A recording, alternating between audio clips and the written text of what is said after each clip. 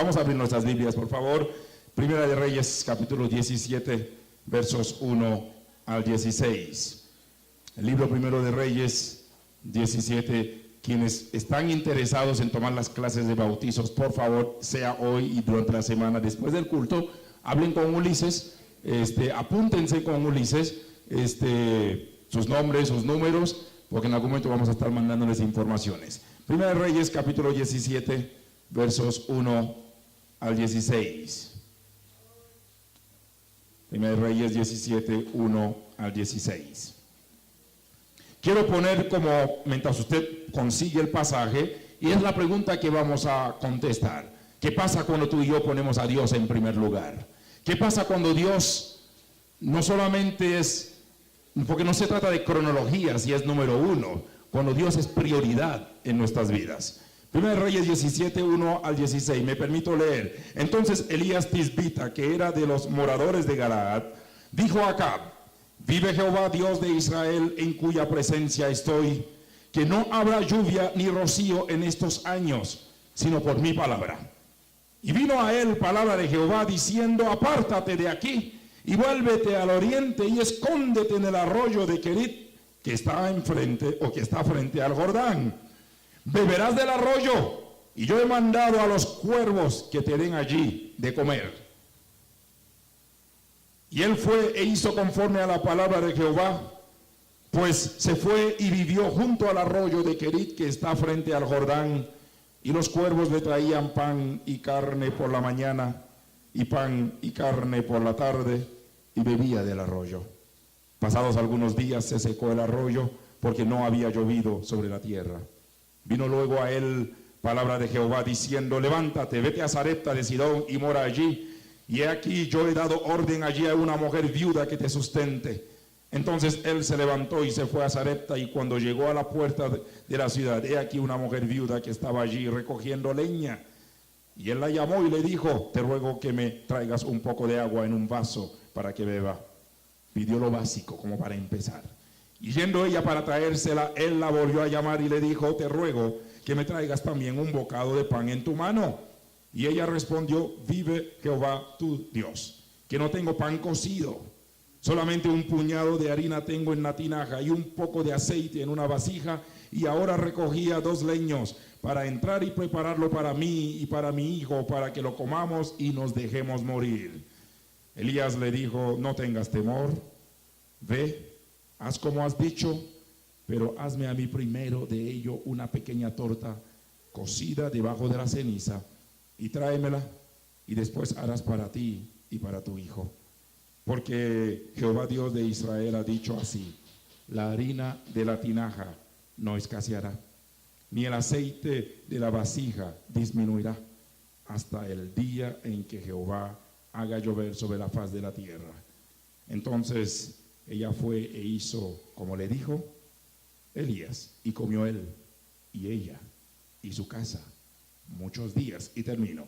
Y la harina de la tinaja no escaseó, ni el aceite, salud de la vasija menguó, conforme a la palabra de Jehová, que la palabra de Jehová había dicho por Elías. ¿Qué pasa cuando tú y yo ponemos a Dios en primer lugar? Hay que empezar diciendo que Elías entra en escena de una manera muy abrupta. De hecho, no tenemos mucha biografía de él. Aparentemente a partir del capítulo 17 es cuando empezamos a saber de Elías. Entonces Elías Tisbita, así empieza su historia, o así nos relatan quienes hayan plasmado las ideas en papel o en blanco y negro. Entonces, pareciera que en un momento de crisis, en un momento, qué sé yo, donde había una vida licenciosa, donde cada quien hacía lo que le diera gana, entonces entra Elías. Y Elías encajó a la perfección con una nación como Israel. Para lidiar con un rey llamado Acab o una reina llamada Jezabel, necesitábamos un profeta como Elías. Hay situaciones, hay contextos puntuales que se necesita X o Y persona. Hay situaciones que tú y yo vivimos, hay momentos o hay crisis en la sociedad que literalmente es indispensable la presencia de fulano, mengano o sultano. En el contexto del siglo XVI se requería un Martín Lutero.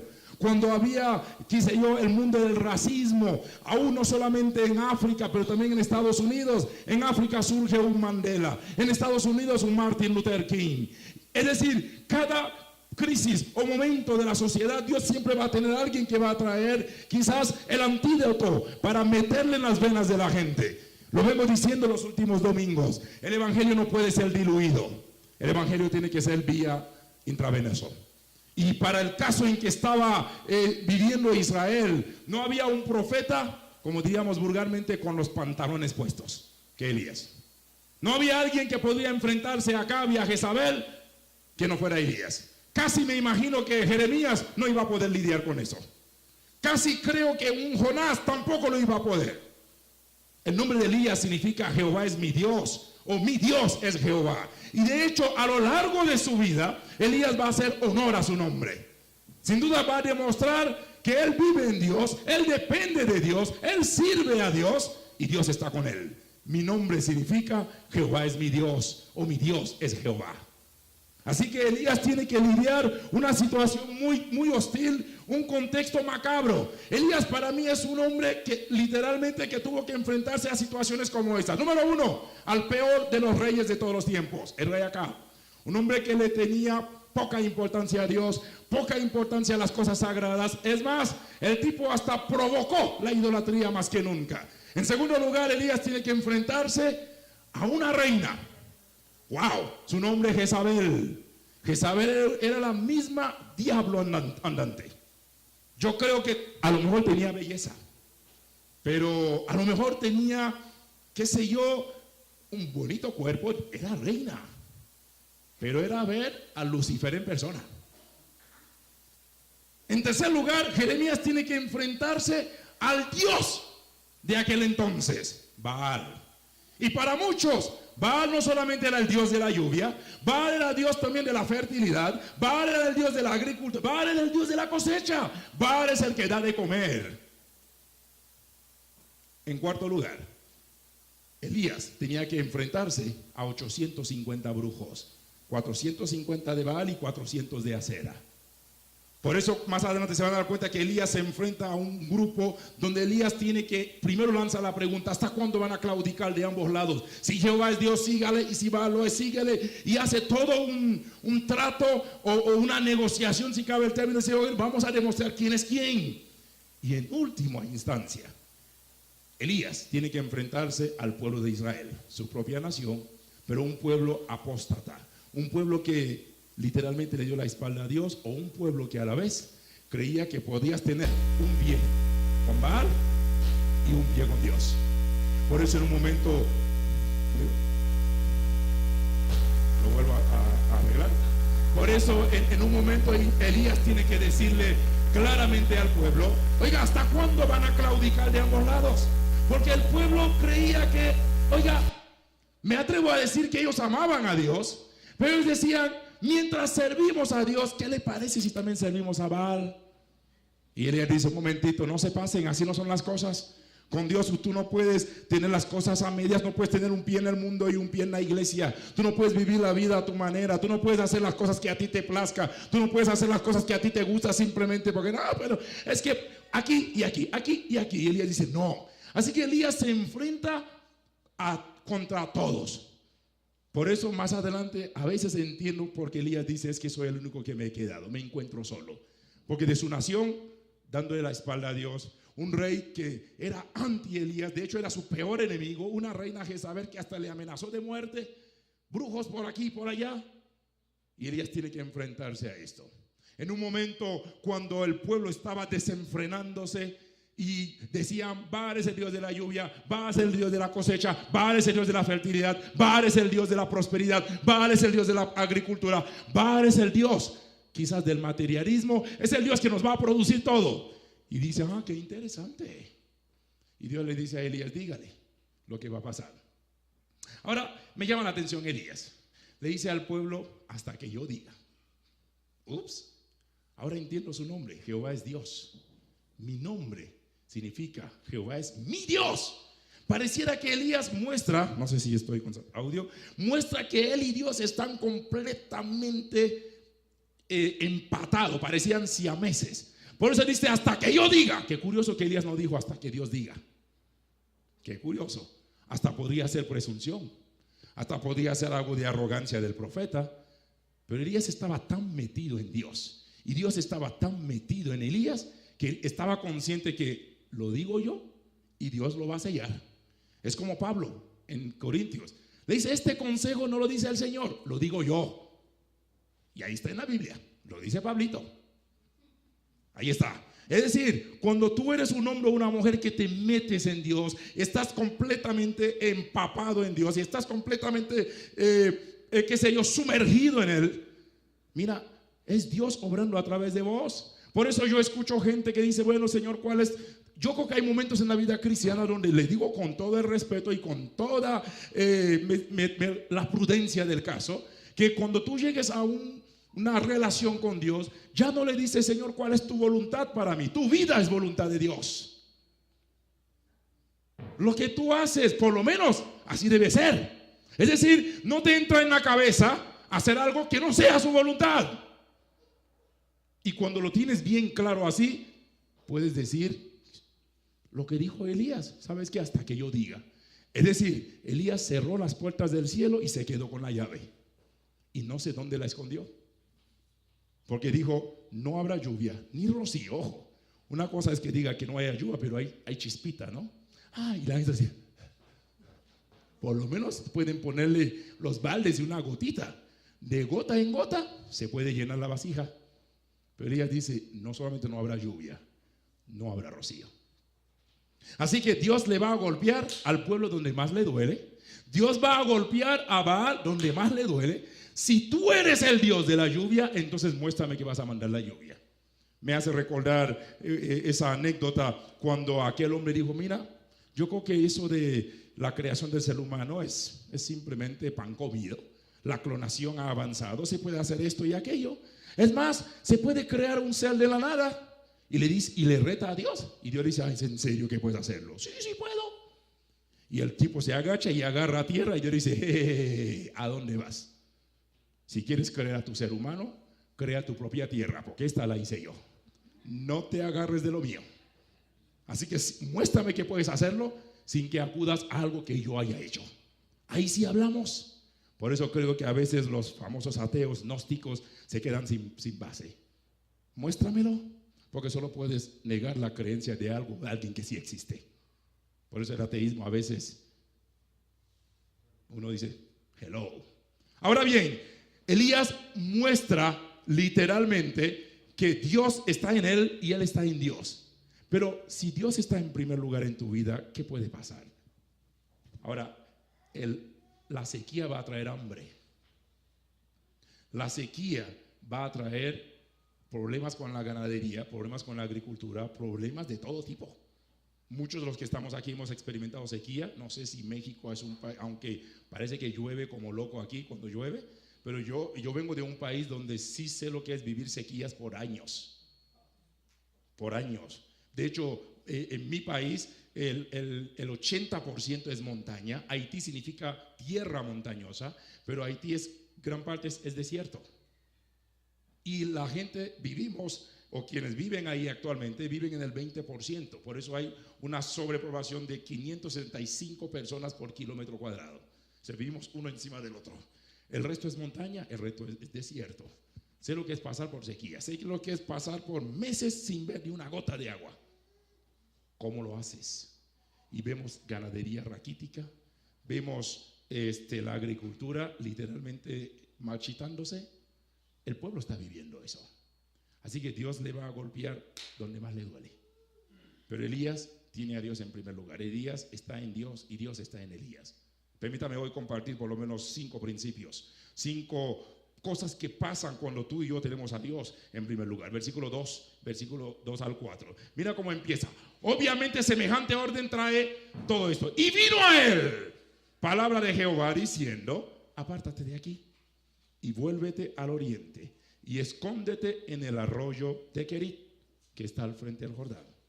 Beberás del arroyo, y yo he mandado a los cuervos que te den allí de comer. Versículo 7, hagamos un ligero salto. Pasados algunos días, se secó también el arroyo. porque no había llovido sobre la tierra. Es decir, la sequía también va a afectar eso. Vino luego a él palabra de Jehová diciendo: levántate, vete a Sarepta de Sidón y mora allí. He aquí yo he dado orden allí a una viuda, a una mujer viuda que te sustente. ¿Qué pasa cuando tú y yo ponemos a Dios en primer lugar? Número uno, cuando surge alguna necesidad, tu provisión ya está en alguna parte. Amén. Cuando hay necesidad, la provisión ya está. Cuando Dios es primer lugar en tu vida, cuando Dios es número uno, cuando Dios es prioridad para ti, no importa que se venga para abajo nuestra nación, no importa que se venga para abajo la crisis, no importa que se dispare la gasolina, porque todos aquí sufrimos eso. No importa si se dispare, pero cuando surge alguna necesidad, tu provisión ya está en alguna parte. Ya está.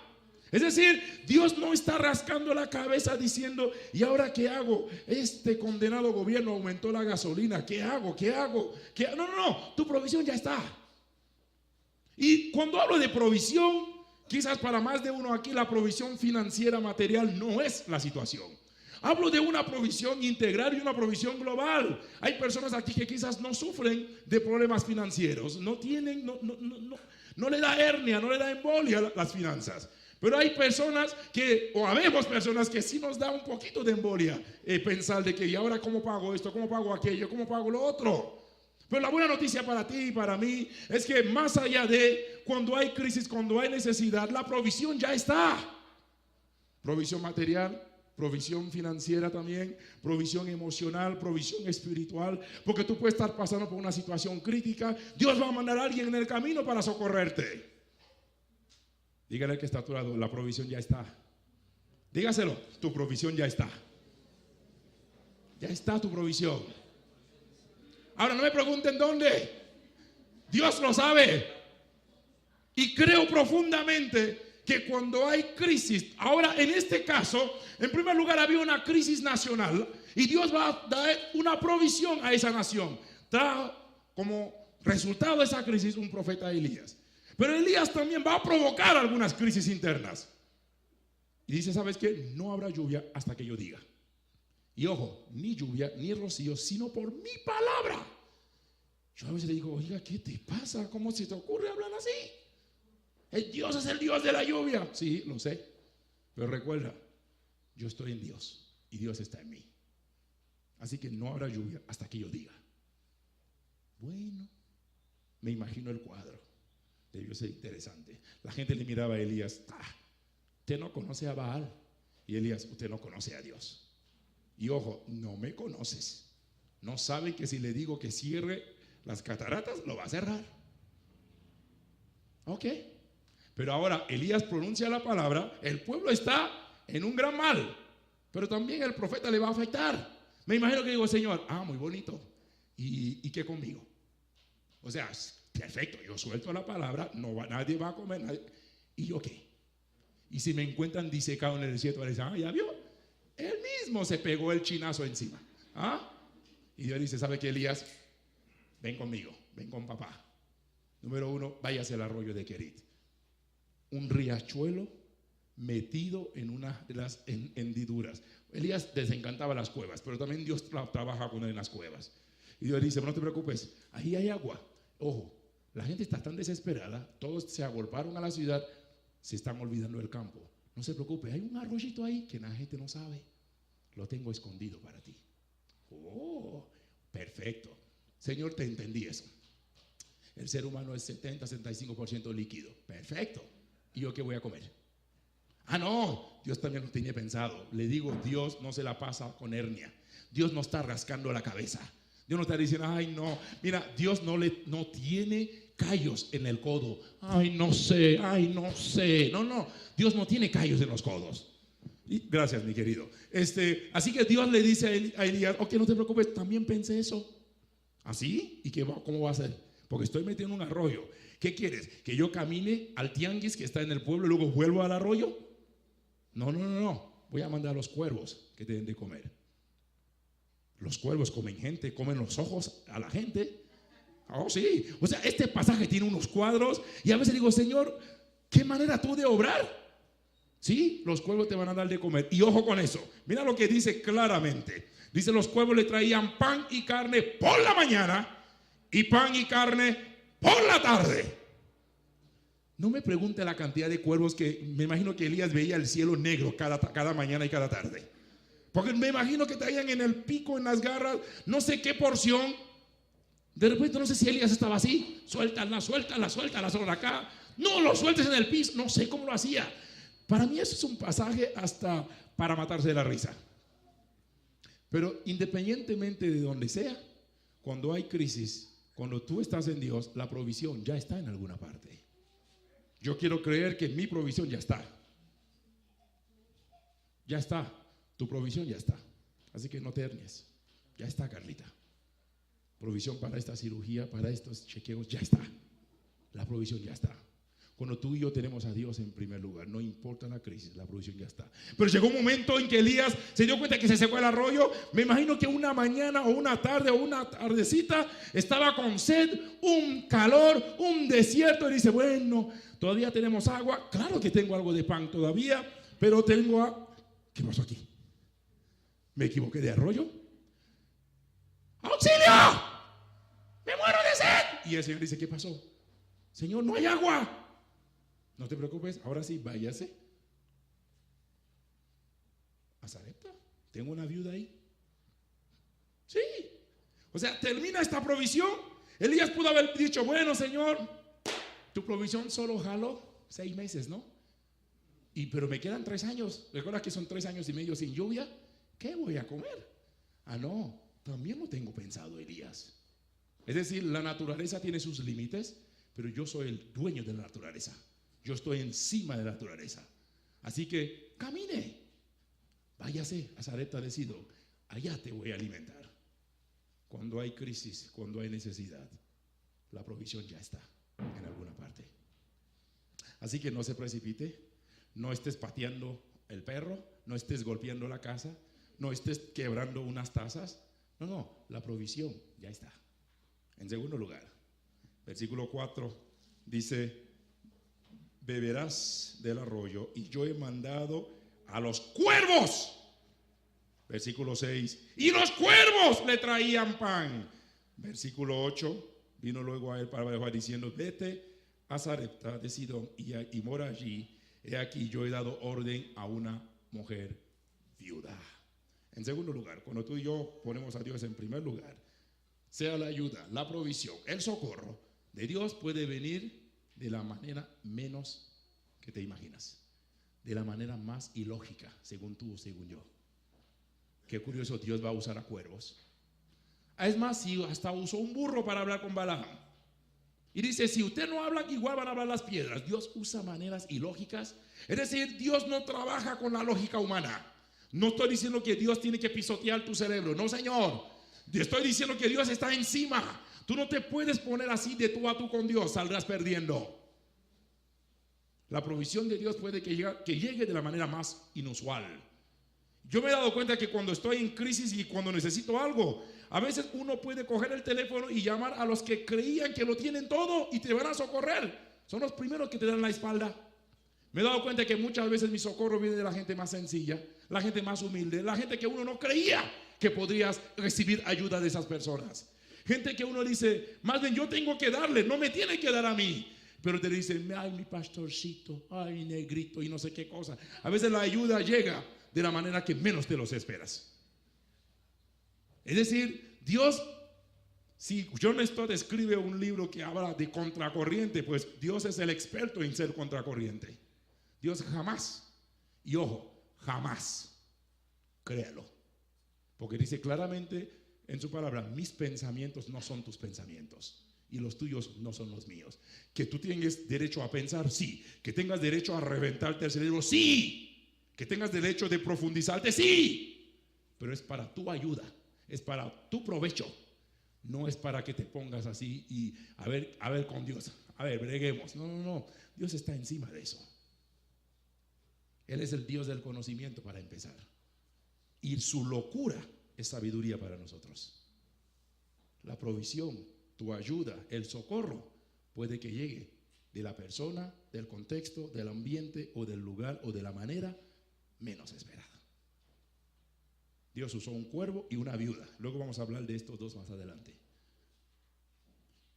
No me puedo imaginar el cuadro. En primer lugar, ver a un cuervo alimentar a un profeta. Si usted ha visto Discovery Channel y de algunos programas, de hecho hay una foto que circuló por el mundo por años, ¿no? Donde había un niño que estaba metido en un desierto y los cuervos estaban esperando solo que muriera para ir a hacerle feria. Ahora se puede imaginar los cuervos dando vuelta. Este no va a salir de ahí. Esperemos que se muere y luego vamos a hacer fiesta, a sacarle los ojos, sacarle las vísceras, vamos a comerle todo. Pero Dios tiene que usar a ese mismo animal, diciéndole: oiga, usted no va a comer a mi profeta, usted lo va a alimentar. A veces Dios tiene que valerse aún de las personas que quizás dirán: no te voy a permitir, más bien usted lo va a honrar. Y en segundo lugar, Dios usa una viuda. Pobre mujer. Si ven el caso de la mujer, pareciera que Elías se le fue la mano. O sea, ten consideración de la señora Elías. Encima, dame agua. Ok. Aprovechando, busque algo de comer. Pero ahí está el gran obrar de Dios. Él va a usar los medios más inusuales. Por eso, ¿cuál es el mensaje? Abran bien los ojos, seamos más sensibles, abra bien su corazón, porque Dios está obrando. Dios está obrando en medio nuestro. Dios está haciendo cosas en medio nuestro. Me quedé fascinado escuchando el testimonio de Rosy el domingo, cuando Rosy hablaba de que vamos a llevar a los niños a Rancho Mágico. Cada entrada 490 pesos, sin comida, y ahora le dan por 90 pesos o no sé qué, comida, entrada, o sea, diríamos vulgarmente, cama, dama y chocolate. Todo incluido. Lo que pasa es que cuando Dios te bendice, Él te honra. Entonces, tu provisión, tu socorro puede llegar de la manera menos usual. Dios va a sanar a Naamán y el profeta Naamán llega con toda su artillería. Era general de un ejército. ¿Se imaginan los escoltas que tenía? Para cómo también Naamán lleva bienes, lleva camellos, joyas, para que el profeta viera y dice: el tipo me trae algo, así que tengo que atenderle yo mismo. Y el profeta ni siquiera le manda la palabra, le manda la palabra a través de tercero. Dígale a él que se vaya a bañarse. Vulgarmente así, que se bañe. Y ojo, no que se vaya a Los Cabos, no que se vaya a Cancún. ¿Han visto esos donde pasan los botecitos en Xochimilco? Que se bañe ahí. Ahí hay esos riachuelos donde uno ve los botecitos. Dígale que se sumerja ahí. No, y el general se ofende. Le dice: momentito, aquí en México hay Los Cabos, tenemos Cancún, ¿cómo me manda a Xochimilco? Pero es un asunto inusual. Obviamente Naamán le presionan, lo insisten, y Dios dice que al sanarse su piel se volvió como de niño. O sea, Dios va a obrar de manera más inusual. En tercer lugar, tus malos momentos pueden ser muchas veces los momentos oportunos de Dios. Tus malos momentos, tus malas rachas, porque creo que muchas veces en la vida cristiana también tenemos malas rachas. Hay momentos en que no nos va bien, hay momentos en que podemos pasar semanas, quizás años, donde estamos en una mala racha cristiana, en una mala racha evangélica. Créalo. Momentos en que usted ya no ora como antes, ya no adoras como antes, ya no sientes parte de la iglesia como antes, ya no quisieras venir, te pesa la sábana, ya estás en mala racha. Hay momentos así que vienen. Y hay momentos en que uno dice: no voy a salir de esto. Tenemos momentos terribles, somos seres humanos. La Biblia dice que vamos a estar en aflicción. Hay malas rachas, pero tu mala racha, tus malos momentos pueden y son los momentos oportunos de Dios. Yo no sé, pero la Biblia, o la Biblia que yo uso, no termina en desastre, terminamos en victoria. La Biblia que tú y yo oramos termina no en fracaso, sino en gloria. Así que tus malos momentos pueden ser momentos oportunos. Así que no te desesperes, no tires la toalla, no digas, ¿sabes qué? Mejor yo me voy a la iglesia cuando la bronca se resuelva. No, el mejor lugar para ir es a la iglesia. Si esperas estar bien para venir a la iglesia, nunca vas a venir a la iglesia. Porque todos vamos a pasar aflicciones y pasamos de todo, todos los días, todo el tiempo, en dimensiones. Así que no esperes que tengas buena racha. Elías tenía un contexto sumamente precario. No había agua. Y si no hay agua, no hay pan. Si no hay pan, entonces el pueblo perece. No hay situación económica más terrible que cuando hay una sequía. De hecho, hasta afecta la energía. Quienes vivimos en un mundo postmoderno, sabemos que esto se recibe de todos esos estanques. Cuando se va disminuyendo donde hay apagones, se puede imaginar lo que puede implicar que no haya agua. Pero para el creyente la misma plaga es la oportunidad para comprobar que Dios no abandona a sus siervos. Dios no abandona a quienes confiamos en Él. Dios no abandona a quienes creemos en Él. Dios no abandona a quienes le ponemos a Él en primer lugar. Son los malos momentos, son las crisis, son las pruebas, muchas veces los que nos permiten orar más. Le aseguro que más de uno aquí, si no fuera por una crisis, no estaría sentado aquí en la iglesia. A muchos de los que estamos aquí, Dios nos trajo detrás de una prueba. Quizás un niño enfermo, un cáncer, una situación precaria. Muchos de los que estamos aquí, quizás algunos nacieron en cuna cristiana, a lo mejor no han bebido algunas cosas que como gente como yo hemos tenido que llegar. Pero más de uno aquí, si no fuera por una crisis, no podrías escuchar este mensaje. Pudo haber sido peor. Y muchas veces son esos malos momentos los que nos hacen orar más. Así que a veces hay que mandarle flores a nuestros enemigos. Decirle, gracias por joderme la vida, porque me permite estar más cerca de Dios. Absolutamente. Gracias por estar ahí. Porque ¿sabe qué? Cada vez que más lo hacías, más busqué a Dios. Creo que muchas veces tenemos que mandarle una cartita en San Valentín a nuestros enemigos. Feliz San Valentín. No del amor y la amistad, pero dígale San Valentín nomás. Porque creo que amor y amistad usted no tiene con sus enemigos. Pero a veces hay que decirle gracias a alguien que quizás hasta quiso ser piedra de tropiezo para nosotros. Y decirle, ahora estoy en otra circunstancia de mi vida, estoy en otra dimensión de vida, dimensión de ministerio, dimensión espiritual, porque esta situación me llevó a esto. Por eso Job le dice a Dios, es que de oídas te había oído, me hablaron de ti, supe de ti, pero ahora te conozco a ti. A veces son esos malos momentos los que nos hacen ver los momentos oportunos de Dios. Cuando yo vivía en Venezuela, un hombre quiso matarme, y obviamente mientras más quiso matarme, más quería quedarme en Venezuela. Habíamos invertido en este hombre, lo discipulamos, nos quebró la empresa que teníamos y simplemente quiso matarnos. Mi familia empezó a salir del país y yo dije, no, yo me quedo. Yo cuando llegué a Venezuela era para mí el sueño sudamericano. Y estamos hablando de que Venezuela, en el tiempo que entré, era la Venezuela. Un país que cuando yo estudiaba allí nos decían los profesores, tenemos petróleo por 5,000 años más. O sea, ir a Venezuela era el sueño sudamericano y latinoamericano. Porque la gente decía que los venezolanos se jactan de dos cosas: petróleo y mujeres guapas. De infarto. Cuando todavía no estaba en auge las siliconas, ¿no? Y los plásticos. Y a veces tengo amistad y digo, oiga, deje algo para los gusanos cuando te mueras, ¿no? O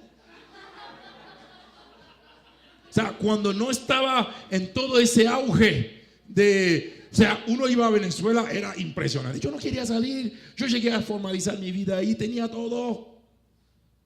No, pero a veces Dios dice, bueno, te voy a sacar de la zona de confort. Y yo recuerdo que este hombre por un año persiguió a mi familia y a mí para matarnos. Asaltó la familia, o sea, nos vació de todo un poco. Más buscábamos a Dios. De repente Dios me dice, sabes que ya es hora. Y si yo no hubiera salido, quizás no hubiera estado con vida en este momento. Ahora mira la situación que está viviendo este país, mi país también. Pero me di cuenta, y yo recuerdo cuando salí de Venezuela, que para mí después de salir de Haití era el país. Había estado en Aruba, Curazao y Colombia, pero era netamente por y Panamá, porque mi mamá era comerciante, íbamos a hacer compras de ropa y traíamos a Venezuela, así que eran viajes de placer. Pero cuando salí de Venezuela, y ojo, persecución por causa del ministerio, ahí emprendí una nueva dimensión en la vida espiritual y en la vida cristiana. No sé si este hombre vive todavía, pero creo que lo bendigo donde quiera que esté, porque si no fuera por esto, yo no estaría en un país como México, no estaría viajando por todo el mundo predicando el evangelio. Iglesia, tus malos momentos muchas veces pueden ser los momentos oportunos de Dios. Así que no te eches a morir, no tires la toalla. No hay agua, no hay pan, Dios sigue siendo Dios. Dios va a proveer. No hay agua, no hay crisis financiera, hay crisis de salud, no se preocupe, Dios está encima de todo eso. Tus peores momentos pueden llegar a ser los mejores. Y me sorprende ver lo que Dios puede hacer. Por eso a veces tenemos que vivir agradecidos por esos malos momentos. Algunos han llegado a conocer más al Señor. Hace poco cerramos un ciclo de 21 días de ayuno con un grupo y el último día estuvimos compartiendo. Creo que tuvimos muchos errores, muchos desfases en el ayuno. Cometimos burradas en el ayuno. Pero yo empecé a ver cuadros en el grupo. Empecé a ver gente más sensible a Dios. Empecé a ver gente que leía más la Biblia, leían más buenas literaturas. Empecé a ver gente que más allá de que bajaron de peso, pero nunca criticaron de eso. Dijeron, ¿sabe qué? En cosas tan sencillas como que el Señor me habló en eso y dije, qué interesante. A veces Dios tiene que usar esos medios. Los peores momentos pueden ser los mejores a los ojos de Dios y son los mejores. Mi cuarto principio y consejo, versículo 5, otra vez dice, y él fue e hizo conforme a la palabra de Jehová, pues se fue y vivió junto al arroyo de Querit, que está frente al Jordán. Y los cuervos, por ende, debido a que se fue, y los cuervos, esa conjunción es impresionante. Y los cuervos le traían pan y carne por la mañana, y pan y carne, otra vez se repiten las conjunciones, y por la tarde, y bebía del arroyo. Pero mira el versículo 8. Después de que se seca el arroyo, Dios le dice, bueno, váyase. Versículo 8, vino luego a él palabra de Jehová diciendo, levántate, vete a Sarepta de Sidón y mora allí. Y yo voy a tener una mujer viuda que te sustente. Versículo 10 dice, entonces él se levantó y se fue a Sarepta. Aquí hay un principio que creo que desde que he llegado aquí, casi desde mi primer mensaje que he ministrado en esta iglesia, y no hablo del mes de agosto, sino el mes de junio, que llegué, fue un 24 de junio, venimos repitiendo este detalle una y otra vez, la obediencia. El cuarto es que tus necesidades serán satisfechas, serán suplidas, habrá intervención de Dios solo cuando hay obediencia. El Señor le dice, levántate y camine. Y él dice, él se fue. Ahora sí, quédate ahí. Se quedó. Luego le dice, ahora sí se secó el arroyo, pues levántate y vaya a Sarepta. Y se levantó y se fue. Muchas veces, fíjate que he repetido esto una y otra vez. La obediencia es el atractivo en la vida cristiana. Para muchos cuesta horrores obedecer a Dios. Los mandatos son tan claros aquí. Son tan claros. Claro que pesa. Dice alguien que hay cosas que son más difíciles para el ser humano, sobre todo en el caso de los cristianos. Dice que nos cuesta perdonar, nos cuesta obedecer, y nos cuesta amar. Olvidemos por ahora el perdón y el amar y el amor, porque hemos hablado también de esto. Pero hagamos un pequeño stop aquí. La obediencia. ¿Qué es lo que Dios te está pidiendo que hagas? Y no quieres hacerlo, pero quieres bendición. Dios no honra ni bendice la desobediencia. Ahora el profeta pudo haber dicho, bueno, Señor, si tanto estás conmigo, hazlo. No, vete, hazlo. Está bien, se fue. El mismo ciego de nacimiento en Juan capítulo 9 dice, Señor, ¿y ahora qué? Pues vaya al estanque. Yo no sé si conocía el estanque, no sé cómo llegó. Lo cierto es que fue y obedeció. El milagro no estaba en el lodo, en absoluto. El milagro estaba no solamente en la palabra de Jesús, pero estaba en la obediencia de aquel ciego que fue al lodo, al estanque. No sé si pidió, oiga, ¿me puede llevar? No lo sé. Lo cierto es que obedeció. Si Dios está en primer lugar en tu vida, la obediencia también será una marca visible en la vida cristiana. Y Dios solo bendice la obediencia. El que cree, obedece, y el que obedece, cree. El que tiene fe, obedece, y el que obedece, tiene fe. La obediencia y la fe son dos caras de la misma moneda. Siempre van de la mano. Siempre. Mientras más fe tienes, más vas a obedecer. Y mientras más obedeces, más fe tienes. Por último, versículo 11. Y yendo ella para traérsela. Ahora, todo esto, ya se seca el arroyo, Elías lo mandan a Sarepta de Sidón. Aquí permítame comentarle dos o tres cositas. Jezabel era de Sidón. La viuda era de Sidón. Qué interesante. Aquí hay una lección interesante. Por ejemplo, Elías dice Tisbita, es lo único que sabemos. Pareciera que era su pueblito natal. ¿Dónde quedaba Tisbet? Al otro lado del Jordán. ¿Qué está diciéndonos este pasaje? No es el punto que quiero tocar, pero quiero hacer un paréntesis por revelación divina. No se trata de dónde vengas, ni el nombre que tengas, ni tu apellido. Se trata de quién eres. Hay gente que no tiene un bonito apellido, pero lo que son en esencia son nobles. Y hay gente que tiene buen apellido, buena fama, son miserables. Jezabel venía de la misma ciudad donde vino la viuda, Sidón, pero más bruja como ella y más mala y diabólica que Jezabel no había. Pero qué curioso que en la misma tierra pareciera que Dios le está dando una clase a Elías magistral. Pero ¿sabes dónde viene la reina? De Sidón, sí. Pues allá también hay una mujer que te va a alimentar. Hay un choque y un contraste en el pasaje. Por eso en un momento le dice, oiga, de Nazaret podrá salir algo bueno, de Galilea no sé qué cosa. No, sí, de Haití podrá salir alguien bueno. Pero si Haití es el país más pobre del hemisferio, todo el mundo lo sabe. Es el país donde hay más brujos, todo el mundo lo sabe. Pero de Haití saldrá alguien bueno. Te la dejo a su discreción esa última pregunta. No lo sabe, no lo han descubierto todavía. Pero qué curioso, no es un asunto de dónde vengas, no es un asunto de tu apellido, es quién eres tú en esencia. Y Dios va a mostrarle a Elías que a pesar de que esa señora es todo lo opuesto a la otra señora, te vas a dar cuenta que hay gente diferente. Yo sí creo que en la cabaña hay gente diferente. Hay gente noble. Hay gente que aman a Dios profundamente. Hay hombres y mujeres comprometidos con la causa del reino. Por Dios, están aquí esta mañana. Sí están. Gloria a Dios por este aplauso, Fidel. Sí lo están aquí esta mañana. Hay gente diferente. Y tú y yo somos parte de eso. No sé qué historia en 30 años se ha acumulado a lo largo de esta iglesia. Ya mismo cumplimos 30 años.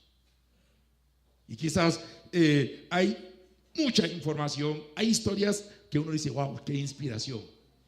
Pero hay historias que uno hasta le enoja, le hiere, le hace llorar. Cuando uno escucha casos que se han dado aquí, uno dice, ¿qué pasó?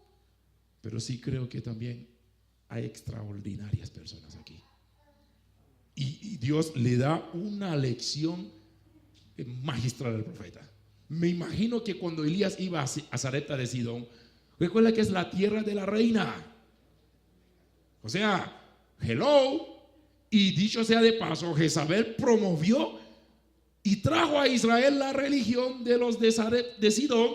Por eso entraron el baalismo a Israel. O sea, me imagino que Elías entra a Sarepta de Sidón así. Me imagino la cantidad de idolatría. Y por eso creo que cuando Elías se enfrentó a los profetas de Baal y de Acera, no le sorprendió ver semejante cosa, porque dice que hasta se cortaban. Ya lo había visto antes. El Señor ya le hizo probar un pequeño aperitivo de eso. Pero era un paréntesis. Pasaje para estudio bíblico. Vengan los jueves por si acaso. Pero el quinto consejo o el quinto y último principio es que Dios le dice a Elías, bueno, váyase al arroyo de Kerit. Me voy. Regrese, vamos a Sarepta, me voy. Dios premia su obediencia, pero también Dios va a premiar a la mujer. Me llama la atención el cuadro, versículo 11. Y yendo ella, recuerden que cuando Elías llega, le dice: dame de tomar. Aquí voy a hacer otro paréntesis ligero, no un corchete, pero un ligero paréntesis. ¿Cómo Elías sabía que era la viuda? Santiago dice que había miles de viudas en el tiempo de Elías. O sea, si yo fuera Elías, le voy a decir: Señor, dame la foto, ¿no? O sea, mándamelo al WhatsApp, mándame el capture al WhatsApp, y ahí voy caminando así. ¿Y qué onda? Lo cierto es que, ¿cómo? No sé, dirigido por el Señor. Recuerden que su nombre significa Jehová es mi Dios. Se van a dar cuenta que este nombre le va a acompañar toda su vida. O sea, Elías estaba consciente que si Jehová es mi Dios, lo que él me dice lo hago, y si me dice que camine, voy a caminar.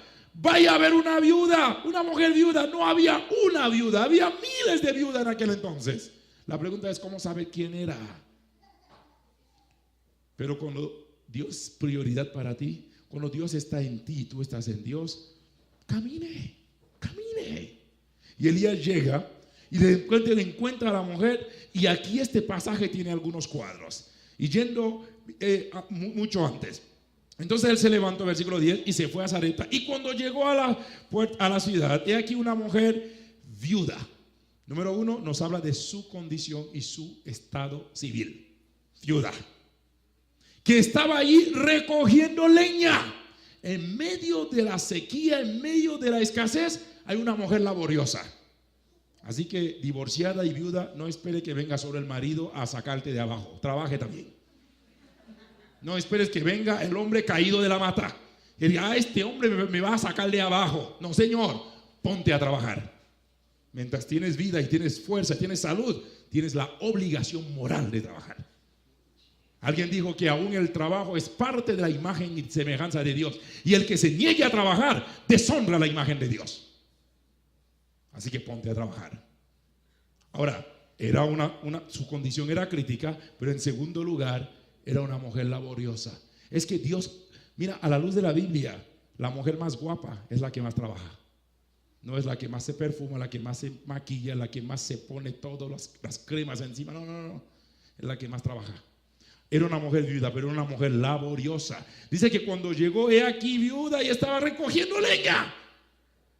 ¿Por qué no mandó al hijo?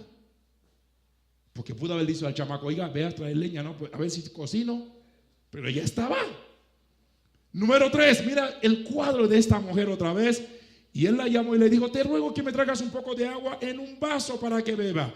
Y yéndose ella para traérsela. Qué cuadro interesante. Aquí hay una mujer no solamente gentil, pero hay una mujer generosa y desprendida. Es decir, no necesitas tener mucho para dar.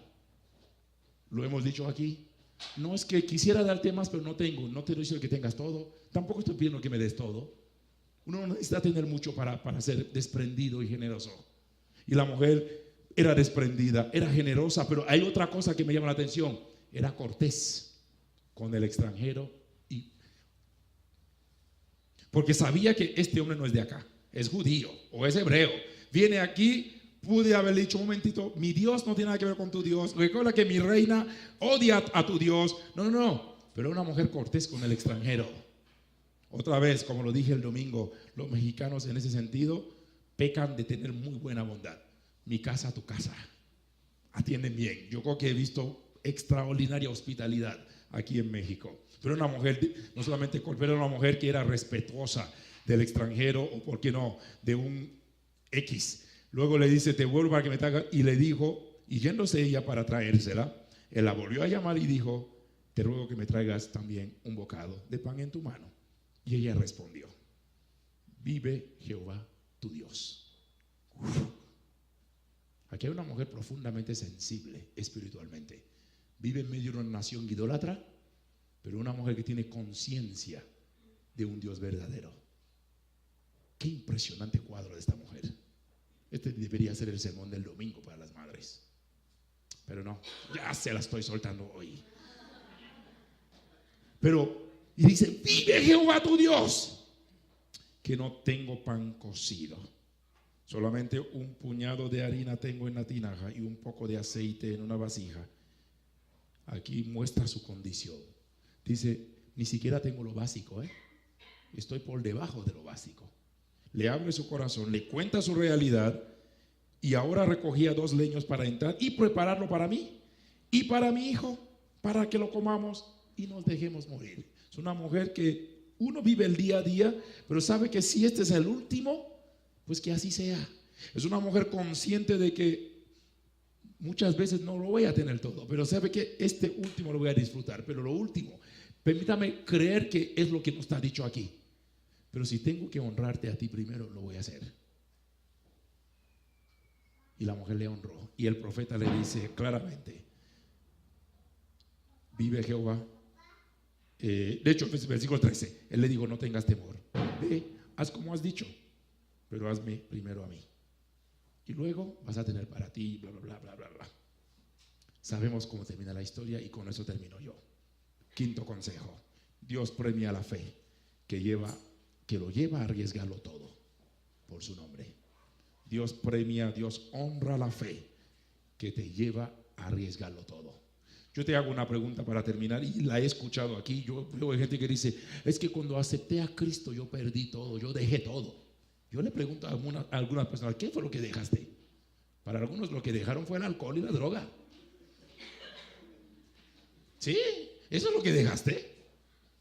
¿Qué fue lo que dejaste? ¿Qué arriesgaste por la causa de Dios? ¿Qué arriesgaste por el nombre de Dios? ¿Qué arriesgaste? Con lo tuyo tenemos a Dios en primer lugar. Él premia la fe, Él honra la fe que Él lleva a arriesgarlo todo. La mujer estaba consciente que voy a arriesgar este último bocado. Lo voy a hacer en el nombre de Jehová. Y Dios le mostró que no es mala paga, ¿no? Al final dice que la vasija no escaseó, ni el aceite menguó. Hay promesas para una fe obediente. Ruego a Dios que tú y yo entendamos que cuando Dios está en primer lugar, no hay nada mejor que eso. Cierra sus ojos, por favor.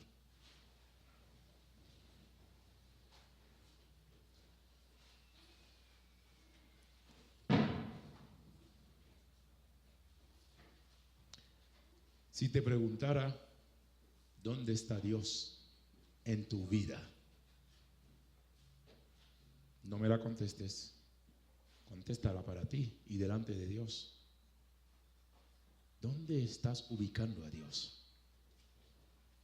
Por eso cuando Jesús habló a Pedro y dice, ¿me amas más que estos? Es decir, ¿amas más a Dios que tu empresa? ¿Amas más a Dios que tu ministerio? ¿Amas más a Dios que tu fortuna? No, pastor, pero me costó sudor, me costó fuerza, lágrima. ¿Amas más a Dios que esto? Porque donde está tu tesoro, ahí está tu corazón, dice la Biblia. ¿Dónde está Dios en tu vida? Pero algunos dirán, pastor, quizás esta pregunta no va conmigo, yo no tengo nada. Pero ¿qué cosas está en el trono de tu vida que le ha quitado a Dios de tu vista? ¿Dios está en primer lugar? ¿Estarías dispuesto y dispuesta a apagar la tele y no ver 2 telenovelas para leer la Biblia? Porque hay gente aquí que pueden ver 3, 4 telenovelas en un día. Pregúntele si han pasado 4 minutos en la presencia de Dios. Hay gente que puede estar frente a la tele hasta el amanecer. Está bien, usted tiene TV cable, tiene Netflix, tienes de todos los cables, tienes toda la variedad. Hasta tienes el plan premium. Pero estás dispuesto a apagar la tele un chance y decir, en este momento y en toda mi vida Dios está en primer lugar. Este es un tiempo para orar, este es un tiempo para leer la Biblia, este es un tiempo para buscar a Dios. Si te revisas, si haces un inventario de tu vida, la pregunta es, ¿Dios está en primer lugar?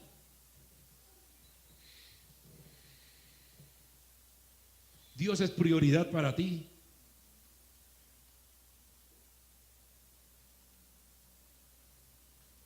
Padre, si hemos faltado a eso, perdónanos. Vuelve a restaurarnos. Y como bien le dijiste a la iglesia de Éfeso, por tanto, reconsidera tu camino, arrepiéntete y vuelva a las obras del primer amor. Padres, ocupe el primer lugar. Aún si estamos tratando de usurpar tu lugar, estamos poniendo otras cosas sobre el trono de nuestros corazones, Padre, desbárátelo. Desbárátelo. Desbárátelo.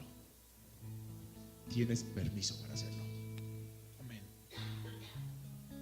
Como bien decíamos el domingo, no queremos que seas un huésped o el invitado. Sé el Señor. Por favor, quédate con nosotros. Quédate. No te vayas.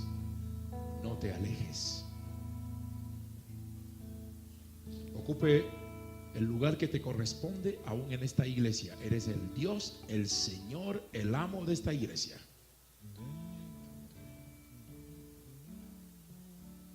Te lo pedimos en Cristo Jesús.